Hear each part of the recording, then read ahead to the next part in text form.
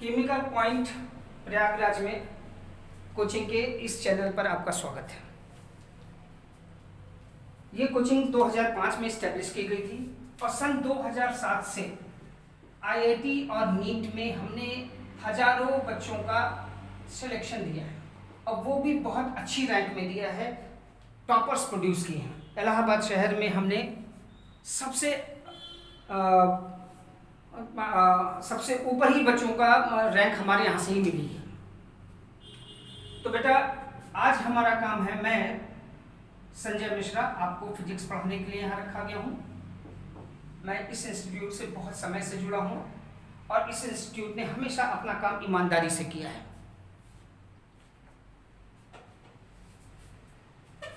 तो पहले हम शुरू करेंगे क्लास 12th प्लस फाउंडेशन, बच्चे जो 12th प्लस फाउंडेशन के लिए प्रिपेयर कर रहे हैं और which are preparing for IIT JEE and even for NEET examination. एक ऐसा कॉमन लेक्चर जो सभी बच्चों के काम है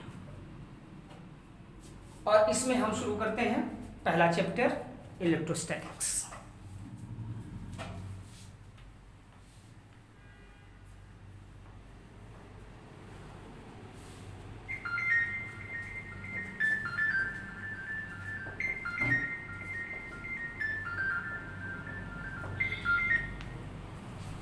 इलेक्ट्रोस्टैटिक्स। तो बेटा दिस चैप्टर, चलो भाई हम इस इलेक्ट्रोस्टैटिक्स को पहले समझ लेते हैं। Electrostatics can be divided in two parts, electro plus static. Electrostatics के अपने पार्ट्स कर दें तो ये दो पार्ट में बन गया electro plus static. And this word electro comes from electron. Electro word लिया गया है इलेक्ट्रॉन से या फिर चार्ज से। एंड स्टैटिक मीन्स होता है स्टेशनरी, रुका हुआ। यानी इस चैप्टर में हम रुके हुए चार्ज के प्रॉपर्टीज को समझते हैं कि एक रुका हुआ चार्ज क्या क्या काम कर सकता है, रुका हुआ चार्ज अपना क्या क्या प्रभाव, क्या क्या असर डाल सकता है। ऐसा नहीं कि मूविंग चार्ज के बारे में नहीं बात करेंगे, मूविंग चार्ज की प्रॉपर्टी भी देखेंगे पर थोड़ी बहुत देखेंगे, सब नहीं देखेंगे। मूविंग चार्ज की कुछ प्रॉपर्टीज जो है वह हम लोग डिस्कस करेंगे जाके, जब हम मैग्नेटिक फील्ड का डिस्कशन करेंगे वहां पर। अभी हम लोग मूविंग चार्ज के बारे में इस चैप्टर में पढ़ेंगे तो पर थोड़ा सा ही पढ़ेंगे। तो सबसे पहले हमारे पास आता है कंसेप्ट चार्ज का। इस चैप्टर को समझना है तो चार्ज को पहले समझना पड़ेगा। Charge is defined as a property in matter responsible for attraction and repulsion.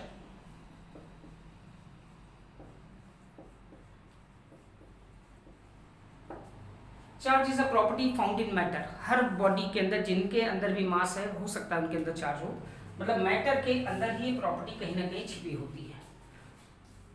और इसी प्रॉपर्टी की वजह से दो बॉडीज जिनमें भी ये प्रॉपर्टी प्रेजेंट है वो एक दूसरे को अट्रैक्ट या रिपेल करती हैं। It is reason for the attraction repulsion between two bodies और टू पार्टिकल्स। अब सोचो बेटा, दो एटम्स मेरे पास होते हैं, दो एटम्स के बीच में जो फोर्स लगता है, हम जानते हैं कि when two atoms come close these repel each other and when two atoms are far away from each other these attract each other. तो बेटा अगर ये दो एटम है तो इनके ये एक साथ एक दूसरे को रिपेल भी करते हैं और साथ साथ अट्रैक्ट भी करते हैं। और ये जो फोर्स लग रहा है अट्रैक्टिव और रिपल्सिव, ये दोनों फोर्स का कारण कौन है? यही चार्ज होता है। बिना चार्ज के फोर्स नहीं होगा। यानी अगर चार्ज नहीं होता तो एटम्स के बीच में फोर्स नहीं होता है। अगर चार्ज नहीं होता तो दो एटम्स पास पास एक दूसरे के पास रहेंगे ही नहीं, एक दूसरे से दूर भी आराम से चले जाएंगे और वापस लौट के भी नहीं आएंगे। यानी अगर चार्ज नाम की चीज़ नहीं होती तो हम किसी सॉलिड को या लिक्विड को नहीं पाते। जितने भी सॉलिड होते हैं उनमें यही फोर्स ऑफ अट्रैक्शन, दो एटम्स के बीच का जो अट्रैक्शन है उन सबको बाउंड करके रखता है। तो बेटा अगर चार्ज नाम की चीज़ ना होती तो दुनिया में कोई भी बॉडी नहीं होती।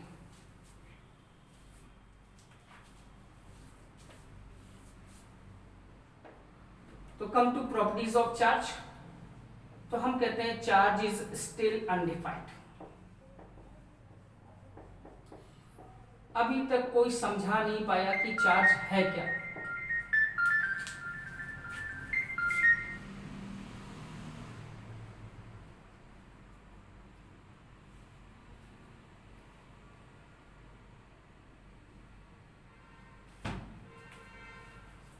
अभी तक कोई ये समझा नहीं पाया कि चार्ज है क्या।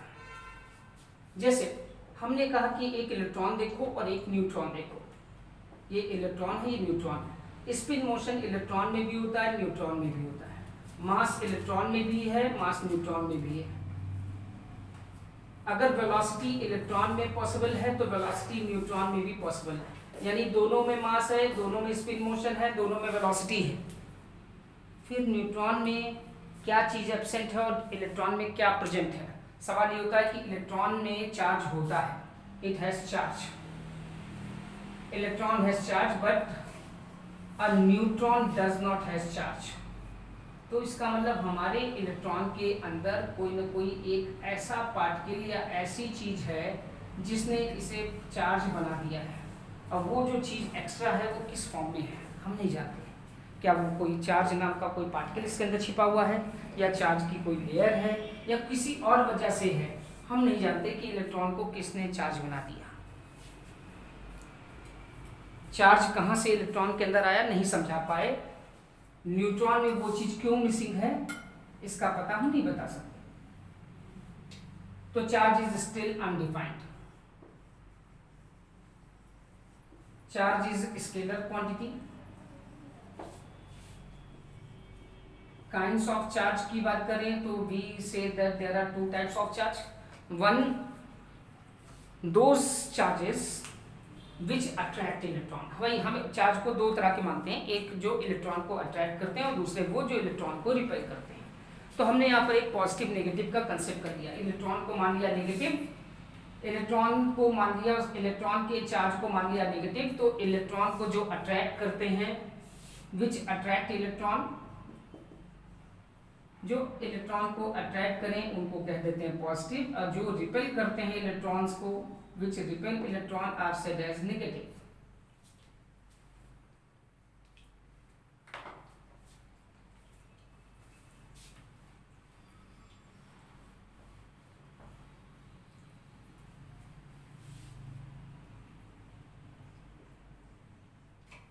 Unit of charge.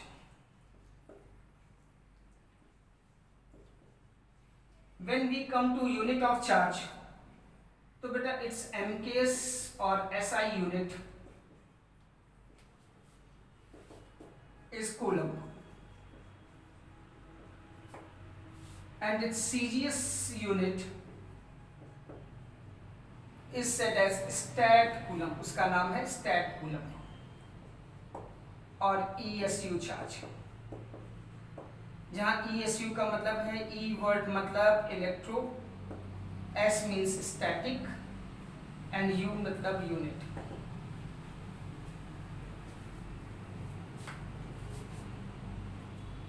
अब एक कूलम और स्टैट कूलम में रिलेशन देखें तो 1 कूलम इज 3 × 10⁹ स्टैट कूलम और ESU चार्ज।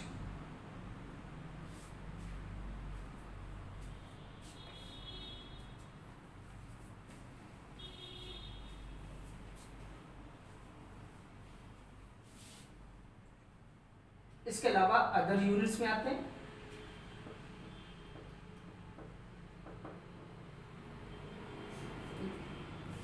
तो बेटा जब हम लोग बात करेंगे मैग्नेटिक फील्ड की या करंट की बात करेंगे तो वहां पर हम चार्ज का यूनिट बदल देते हैं। In case of unit of charge for unit of charge for moving charges, ठीक, whenever we discuss amount of moving charges, for moving charges we take new unit, एक नया यूनिट डिफाइन करते हैं whenever we discuss about the magnetic properties of current। तो हम charge का एक नया यूनिट लेते हैं EMU, जो कि 10 कूलम के बराबर होता है। यहाँ E का मतलब होता है इलेक्ट्रो, M का मतलब मैग्नेटिक, और U तो यूनिट है ही है।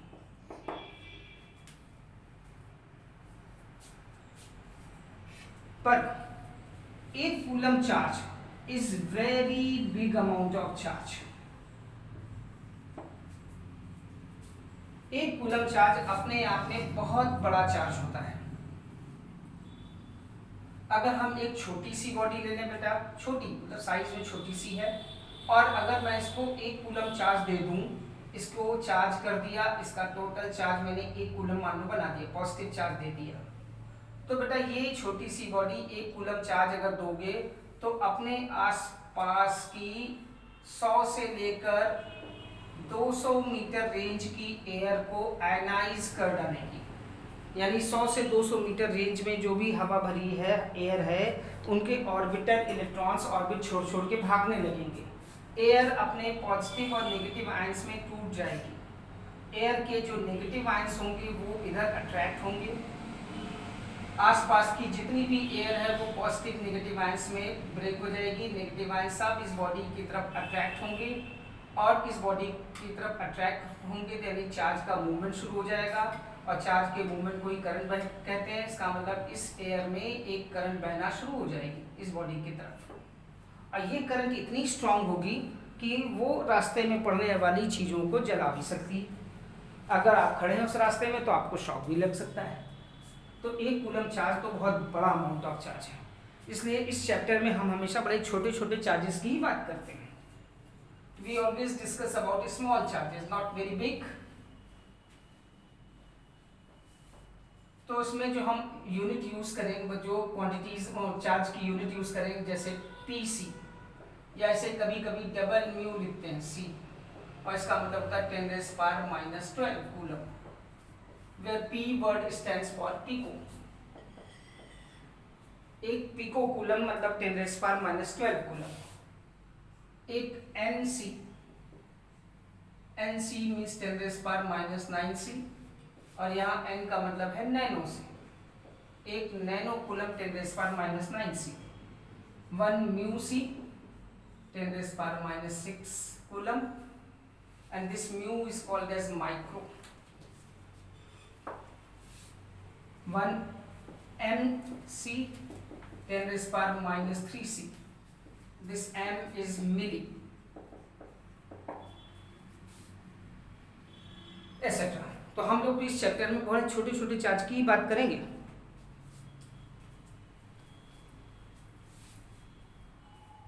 चौथी बात, charge is conserved.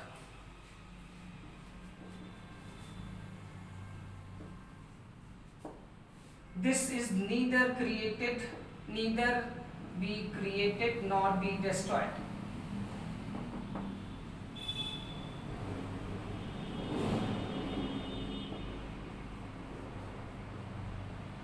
But can be transferred।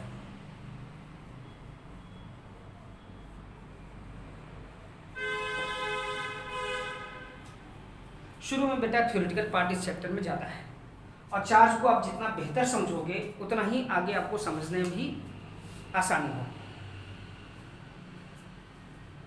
तो चार्ज एक ऐसी क्वांटिटी है जो कंजर्व्ड है, जिसे आप प्रोड्यूस नहीं कर सकते, डिस्ट्रॉय नहीं कर सकते।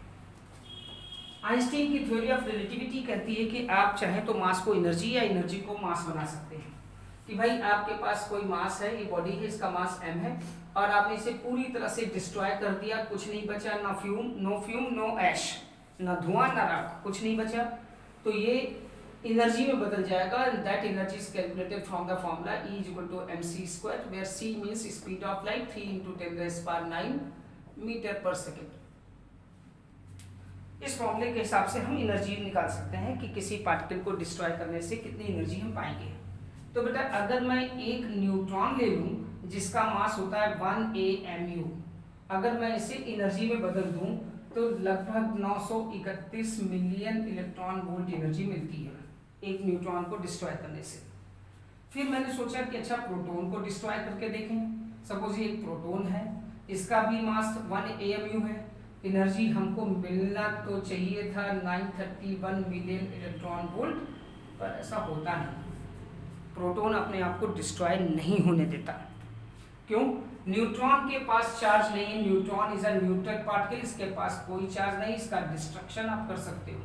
पर प्रोटॉन में चार्ज प्रेजेंट है, इट हैज़ पॉजिटिव चार्ज, और जब तक इसके अंदर चार्ज रहेगा ये डिस्ट्रॉय नहीं होगा। इसको डिस्ट्रॉय करना है तो इसी के बराबर एक नेगेटिव चार्ज और मिला, एक ऐसा पार्टिकल और लो जिसके पास ठीक उतना ही नेगेटिव चार्ज हो जितना प्रोटॉन में है पॉजिटिव। जब टोटल चार्ज 0 हो जाएगा तब आप इन दोनों को अलग अलग, तब इन दोनों को इकट्ठा डिस्ट्रॉय कर सकते हैं, लेकिन अकेले प्रोटॉन को डिस्ट्रॉय कर पाना पॉसिबल नहीं है।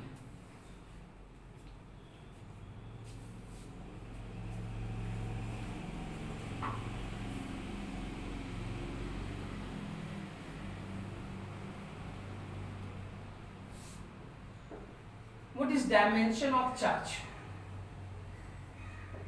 तो charge is written as current multiplied with time, और करंट तो होती है फंडामेंटल क्वांटिटी, करंट का डायमेंशन हो गया a, टाइम का डायमेंशन t।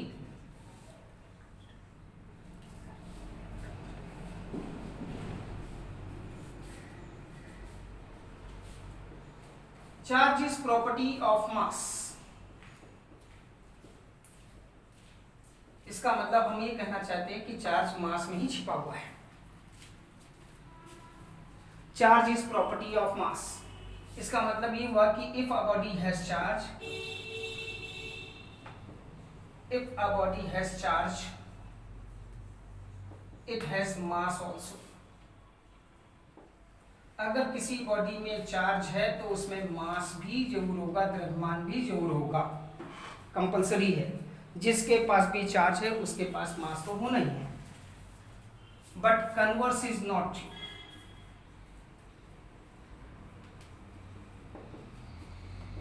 पर इसका कन्वर्स सही नहीं है कि जिसके पास भी मास है उसमें चार्ज होगा, ये बात सही नहीं है। ऐसे बहुत सारे पार्टिकल्स हैं जिनमें मास है पर चार्ज नहीं। फॉर एग्जांपल आप न्यूट्रॉन को देख लो, न्यूट्रॉन में मास तो है पर न्यूट्रॉन में चार्ज नहीं होता। तो हर मास के अंदर चार्ज नहीं होता, पर जिसके पास भी चार्ज है उसके अंदर मास जरूर होगा।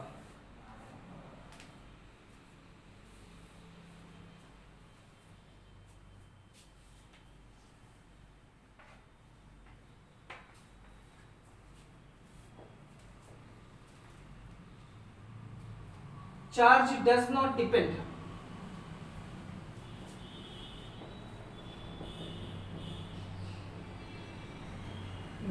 on frame of reference,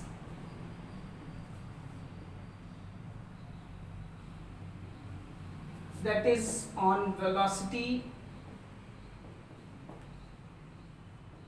of body or observer। Charge के ऊपर ऑब्जर्वर या बॉडी की वेलोसिटी का कोई इफेक्ट नहीं होता। अब इसमें थोड़ा सा हमें समझना है। According to theory of relativity, मान लो ये बॉडी है जिसका मास है m0 और इसकी वेलोसिटी है 0, इस समय चल नहीं रही, इट इज एट रेस्ट, तो हम इस मास को बोल देते हैं rest mass. Whenever a body is at rest its mass is called as rest मास।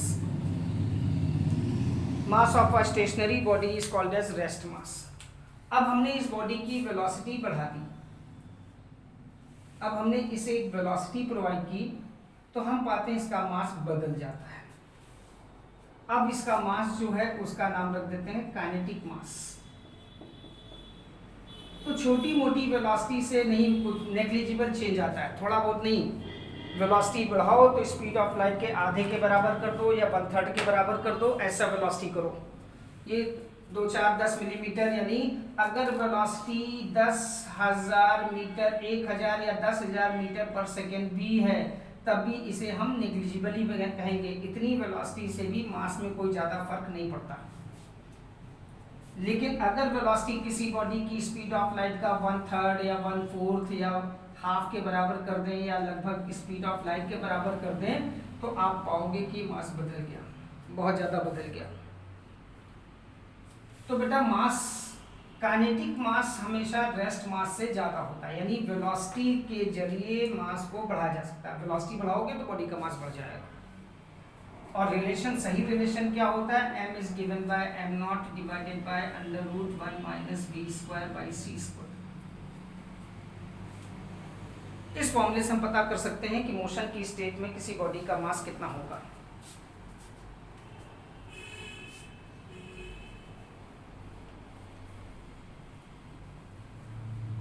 उसी तरह से बात लें कि मान लो बेटा ये एक आदमी को ए से बी तक जाना है और ये बहुत स्लो चल रहा है, इसकी वेलोसिटी ऑलमोस्ट 0 है, तो उसको यहाँ से यहाँ तक डिस्टेंस चलनी पड़ी 1 किलोमीटर, मान लो 1000 मीटर। अब दूसरा आदमी भी ए से बी जा रहा है, पर इसकी स्पीड अगर स्पीड ऑफ लाइट के आसपास हो जाए तो उसे ए से बी तक की जो दूरी है वो 1000 मीटर ना चलनी पड़ेगी बल्कि कम चलनी पड़ेगी, यानी केवल 800 मीटर, 700 मीटर या 600 मीटर में ही वो बी पॉइंट पे पहुंच जाएगा। तो थ्योरी ऑफ रिलेटिविटी ये कहती है कि अगर हम अपनी स्पीड बढ़ा लें तो हमारे लिए डिस्टेंसेस शॉर्ट हो जाती हैं। ये डिस्टेंस अगर L0 है और एक बहुत तेज चलने वाले आदमी के लिए डिस्टेंस सिकुड़ करके L हो गई, तो this L is calculated from formula L0 √1 - v²/c²। ऐसा भ्रम मत समझना, ये 1000 मीटर था और ये हो गया 600 मीटर, ऐसा नहीं कि उसको कंफ्यूजन हो रहा है कि 600 मीटर है, ऐसा नहीं है, सचमुच में 600 मीटर हो जाएगी डिस्टेंस।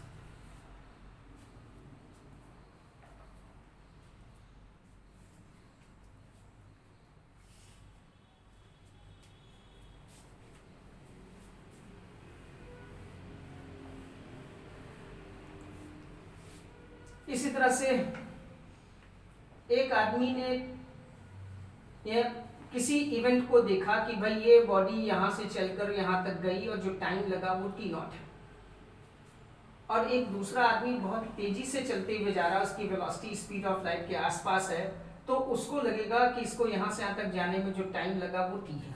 दोनों को एक ही इवेंट अलग अलग टाइम पे दिखाई देगी, एक के हिसाब से इवेंट देर में हुई और एक के हिसाब से जल्दी हो गई। तो जो आदमी बहुत तेज चल रहा है उसके हिसाब से जो टाइम लगा इस बॉडी को ए से बी तक जाने का जो टाइम है वो t0 √1 - v²/c²। ये टाइम उस टाइम के कंपैरिजन में कम है, यानी स्लो मूविंग आदमी के लिए टाइम बहुत तेजी से बहुत स्लो गुजरता है और फास्ट मूविंग आदमी के लिए टाइम बहुत तेजी से पास होता है। उल्टा कह गया, सॉरी, फास्ट मूविंग पर्सन के लिए टाइम स्लो पास होता है और स्लो मूविंग पर्सन के लिए टाइम बहुत तेजी से पास होता है। इसके लिए आइंस्टीन का एक ट्विंस पैराडॉक्स है कि मान लो अर्थ पर दो बच्चे एक साथ पैदा हुए, दोनों भाई हैं, जुड़वा भाई हैं, एक साथ पैदा हुए, एक को मैंने स्पेसशिप में भेज दिया, मान लो बेटा उस स्पेसशिप की स्पीड ऑफ लाइट के आधे के बराबर है, तो 70-80 साल बाद वो फिर से बात मिले, मान लो 80 साल बाद दोनों भाई फिर से मिले, तो जो भाई जब अर्थ पे रह गया तो वो तो बेचारा बूढ़ा हो गया, लाठी लेके चलने लगा, और जो भाई उसका स्पेसशिप में घूम करके वापस आया है उसकी उम्र अभी भी 10 से 15 साल के बच्चे की उम्र के बराबर होगी।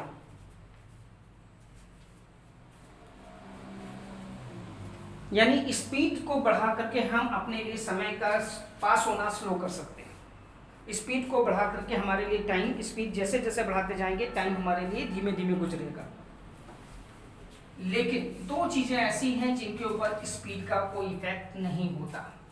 एक कि अगर बेटा एक बॉडी का चार्ज 1 कूलम है जब ये रुकी हुई है, और अगर मैंने इस बॉडी की वेलोसिटी स्पीड ऑफ लाइट के आधे के बराबर भी कर दी तब भी इसके चार्ज में कोई इफेक्ट नहीं होता, चार्ज पर वेलोसिटी का कोई असर नहीं होता।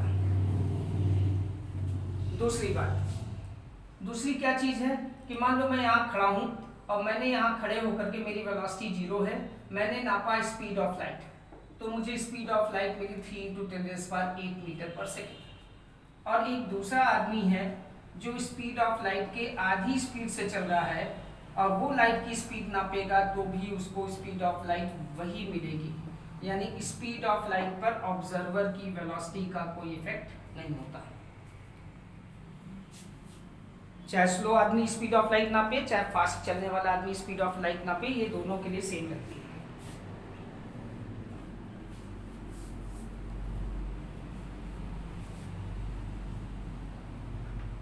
अब हम लोग जानेंगे थोड़े से पार्टिकल्स को, उनके मास को और उनके चार्ज को। दो चार पार्टिकल्स हमें जो याद रखने चाहिए। एक इलेक्ट्रॉन, इसका मास होता है 9.1 इंटू 10⁻⁻31 किलोग्राम और इसके चार्ज को लिखते हैं माइनस ही, जिसका मतलब -1.6 इंटू 10⁻19 कूलम होता है। दूसरा चार्ज हमें दूसरा पार्टिकल जानना है, प्रोटॉन। एक प्रोटॉन का मास इलेक्ट्रॉन से करीब 1837 गुना ज़्यादा होता है, 1837 टाइम ज़्यादा, नियरली 1 AMU मास कहते हैं। और एग्जैक्ट में बात करें सही तो 1.00270 AMU होता है और किलोग्राम में लिखें तो 1.67 इंटू 10⁻⁻27 किलोग्राम के बराबर होता है एक प्रोटॉन का मास। और प्रोटॉन का चार्ज इलेक्ट्रॉन के बराबर ही होता है, पॉजिटिव।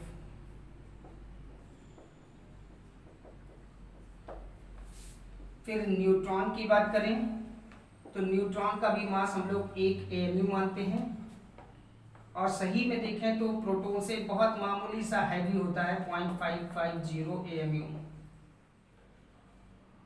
और किलोग्राम में तो वही लेते हैं 1.67 इंटू 10⁻⁻27 किलोग्राम।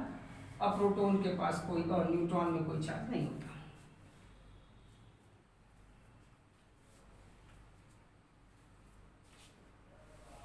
अब हम दो पार्टिकल्स और बात करेंगे, दो तीन पार्टिकल्स। जैसे फोटोन की बात करें, फोटोन के पास कोई मास नहीं होता, फोटोन में कोई चार्ज नहीं होता। उसी तरह से न्यूट्रिनो एक पार्टिकल है, इसमें भी कोई मास नहीं होता, कोई चार्ज नहीं होता। ड्यूट्रॉन एक पार्टिकल है,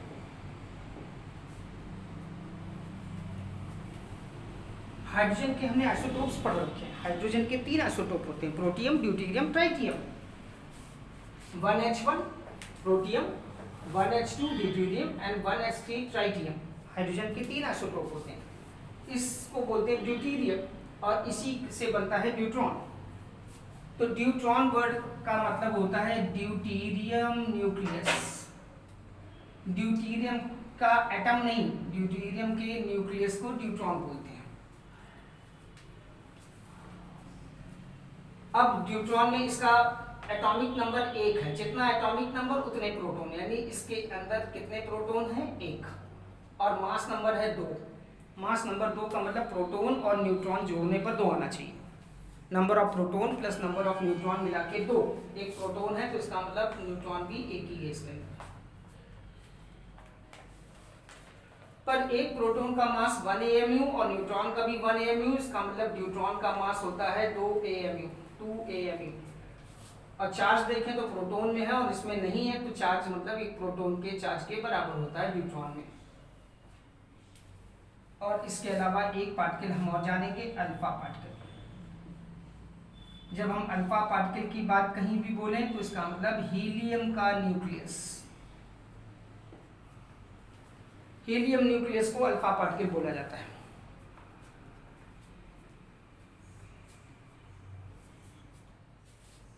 तो इसका एटॉमिक नंबर 2 है, इसका मतलब इसके अंदर 2 प्रोटॉन है। और मास नंबर 4 है, तो इसका मतलब प्रोटॉन और न्यूट्रॉन मिला के 4 है, तो 2 प्रोटॉन हो गए, तो इसका मतलब न्यूट्रॉन भी 2 है। अब 2 प्रोटॉन का मास हो गया 2 AMU, 2 न्यूट्रॉन का 2 AMU, यानी टोटल मास हो गया 4 AMU।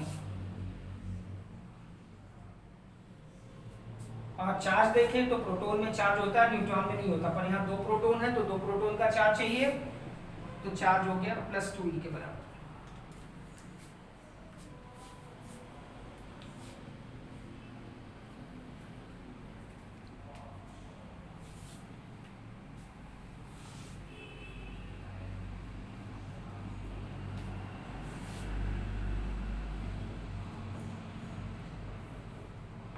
Smallest charge yet found.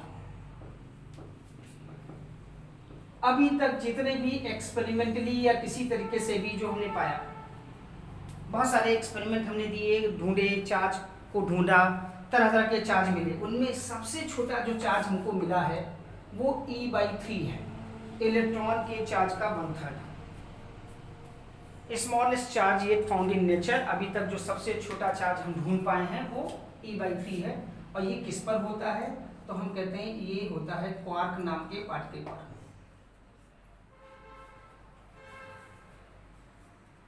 Quark कहाँ से आते हैं, तो कहते हैं बेटा कि अगर हम प्रोटॉन या फिर एक न्यूट्रॉन के टुकड़े करें, इनके ऊपर अल्फा पार्टिकल, प्रोटॉन, न्यूट्रॉन या किसी की बम्बार्डमेंट करके देखें, तो कभी कभी ऐसा भी होता है कि टूट जाते हैं। और जब प्रोटॉन ब्रेक होता है या न्यूट्रॉन ब्रेक होता है तो 3 पार्टिकल्स में ब्रेक होता है। देखने में 6 लग रहे हैं पर ये 5 वैरायटी के पार्टिकल्स होते हैं। इन 5 वैरायटी के पार्टिकल्स को, इन्हीं को हम बोलते हैं क्वार्क। इनमें से एक क्वार्क ऐसा है जिसका चार्ज इलेक्ट्रॉन के चार्ज का 1/3 है। एक का चार्ज 1/3 है, दूसरे में 2E/3 टाइप का चार्ज होता है। 5 तरह के क्वार्क होते हैं, यानी क्वार्क के 3 क्वार्क के कॉम्बिनेशन से ही प्रोटॉन और न्यूट्रॉन बनते हैं। तो quarks are said as nuclear building material. इन्हीं से नाभिक बनता है, यही प्रोटॉन न्यूट्रॉन बनाने का काम करते हैं। बट प्रॉब्लम दूसरी है हमारे सामने कि बेटा ये एक बॉडी है, इसके ऊपर कोई आप एटम रखोगे, यहाँ पर एटम, तो ये इसके नीचे बॉडी के अंदर का एटम बाहर रखे गए एटम को अट्रैक्ट कर सकता है।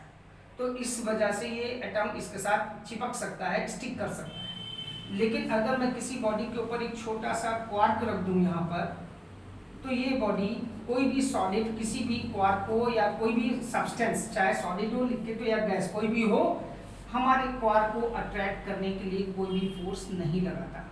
यानी अगर हम इस बॉडी पर क्वार्क रखना चाहेंगे तो ये बॉडी अट्रैक्ट नहीं करेगी, क्वार्क इसमें से निकल जाएगा। तो क्वार्क को बॉडी में शामिल नहीं कर सकते। इसका मतलब किसी बॉडी पर चार्ज पैदा करने का काम क्वार्क नहीं करता। Quarks can not be stored, इन्हें स्टोर नहीं किया जा सकता।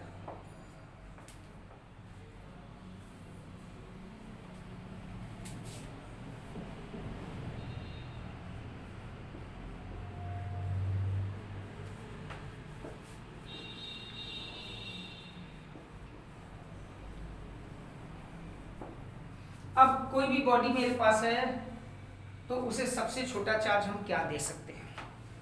इस पेन को अगर मुझे चार्ज देना, मुझे इस पेन को चार्ज करना है, तो इसमें सबसे छोटा चार्ज क्या डेवलप हो सकता है, तो smallest storable charge on any body, किसी भी बॉडी पे सबसे छोटा चार्ज एक इलेक्ट्रॉन के चार्ज के बराबर होता है, पॉजिटिव और नेगेटिव। इससे छोटा चार्ज किसी बॉडी पर कलेक्ट करके नहीं रख सकते। हालांकि हम जानते हैं क्वार्क पर इससे कम चार्ज होता है, पर क्वार्क को किसी बॉडी पर डिपॉजिट नहीं किया जा सकता। तो सबसे छोटा डिपॉजिट होने वाला चार्ज प्लस या माइनस ई होता है किसी भी बॉडी पर।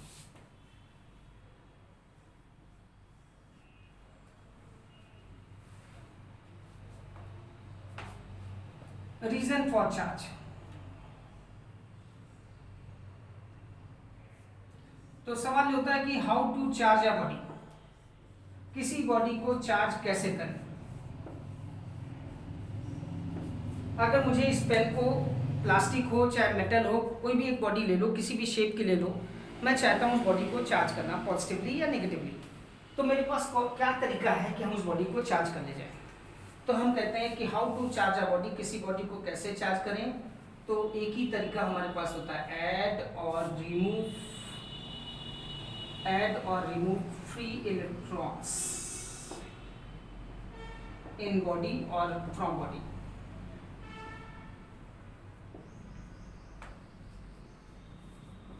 किसी भी बॉडी को चार्ज करना है तो ये काम सिर्फ फ्री इलेक्ट्रॉन ही कर सकते हैं और कोई नहीं कर सकता। बॉडी को पॉजिटिवली चार्ज बनाना है या नेगेटिवली चार्ज बनाना है तो उसमें फ्री इलेक्ट्रॉन हमें उस बॉडी में ऐड करने पड़ेंगे, मिलाने पड़ेंगे, या फिर उसमें से निकालने पड़ेंगे।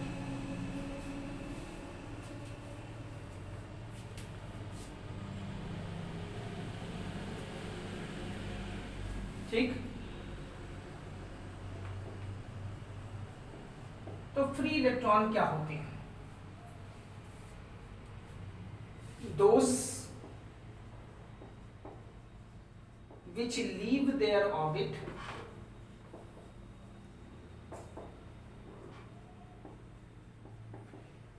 and move freely in substance.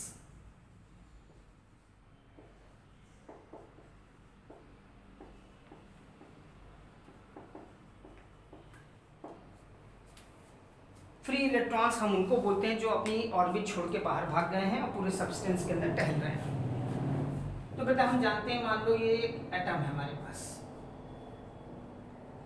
अब एटम में सेंटर पे एक न्यूक्लियस होगा, ऑर्बिट में इलेक्ट्रॉन घूम रहे होंगे, इसके डिफरेंट ऑर्बिट्स में इलेक्ट्रॉन घूम रहे हैं।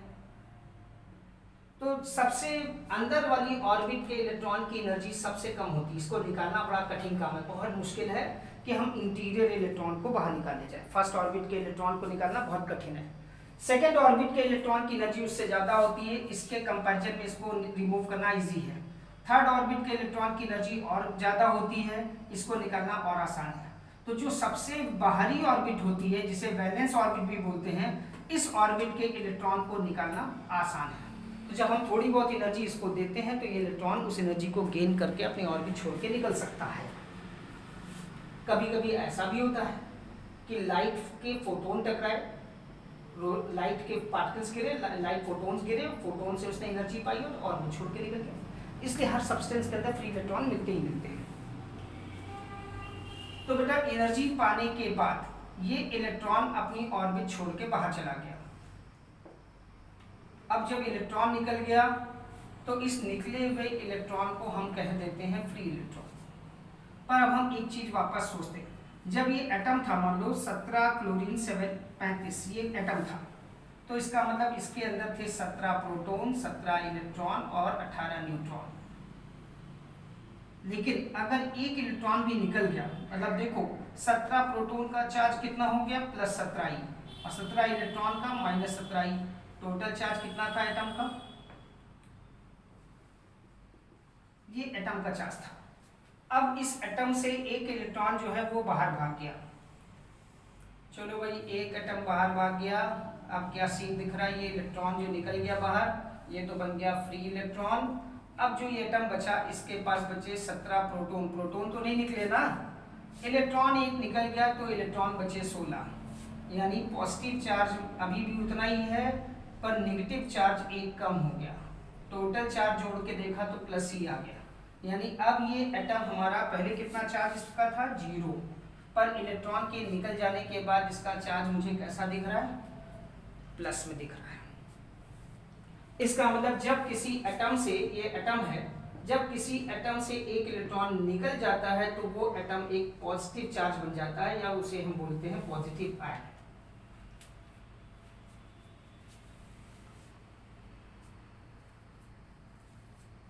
किसी भी एटम से अगर इलेक्ट्रॉन बाहर निकल गया तो वो एटम नहीं रह गया, वो पॉजिटिव आयन बन जाता है। अगर हम डायमीटर की बात करें, एक प्रोटॉन के डायमीटर की बात करें, एक एटम की डायमीटर की बात करें तो 10 एंगस्ट्रॉम के आसपास ही होता है, थोड़ा ज़्यादा कम। और एक पॉजिटिव आयन के डायमीटर की बात करें तो वो भी नियरली इतना ही होता है।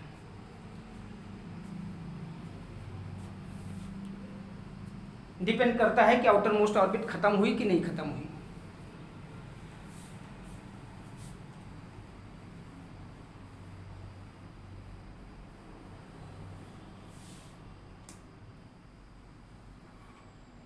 अब हम अगर किसी सॉलिड में जाएं, कोई भी एक सॉलिड, और वो भी मान लो न्यूट्रल है, मान लो बेटा ये मेरे पास एक न्यूट्रल सॉलिड है, हम इसे किसी माइक्रोस्कोप से देख रहे हैं, बहुत अच्छे माइक्रोस्कोप से देखें तो हमें इसके अंदर क्या क्या मिलेगा। अगर किसी सॉलिड को बहुत अच्छे माइक्रोस्कोप से देखा जा सके तो हमें सिर्फ 3 तरह की चीजें इसके अंदर मिलेंगी। 3 तरह की चीजें, एक एटम्स, दूसरा पॉजिटिव आयन और तीसरा फ्री इलेक्ट्रॉन। बस 3 तरह की चीजें अगर अच्छे माइक्रोस्कोप से देखोगे तो आपको सिर्फ 3 के अलावा कोई और चीज नहीं मिलेगी। किसी भी ऑर्बिट से इलेक्ट्रॉन को निकालने के लिए जहां 100 इलेक्ट्रॉन वोल्ट एनर्जी से काम चल जाएगा, तो न्यूक्लियस के अंदर से प्रोटॉन या न्यूट्रॉन को निकालने के लिए न्यूक्लियस के अंदर से अगर किसी प्रोटॉन या न्यूट्रॉन को निकालना पड़े तो करीब करीब इतने इलेक्ट्रॉन वोल्ट एनर्जी चाहिए होगी। तो न्यूक्लियस के अंदर से प्रोटॉन न्यूट्रॉन निकालना पॉसिबल नहीं है भाई, इतनी एनर्जी हम नहीं दे पाते। इतनी एनर्जी कब मिलती है, जब फ्यूजन या फिजन जैसी प्रोसेस होती है। फिजन या फ्यूजन के टाइम पे ही हमारे न्यूक्लियस को इतनी एनर्जी मिल पाती, तब जाके प्रोटॉन न्यूट्रॉन निकल पाते हैं, लेकिन ऐसे नॉर्मल केस में कोई प्रोटॉन न्यूट्रॉन नहीं निकल पाता। इसलिए आपको सिर्फ 3 तरह की चीज मिलेंगी, कोई प्रोटॉन टहलता हुआ नहीं मिलेगा, कोई न्यूट्रॉन टहलता हुआ नहीं मिलेगा इस बॉडी के अंदर आपको। Okay, thank you.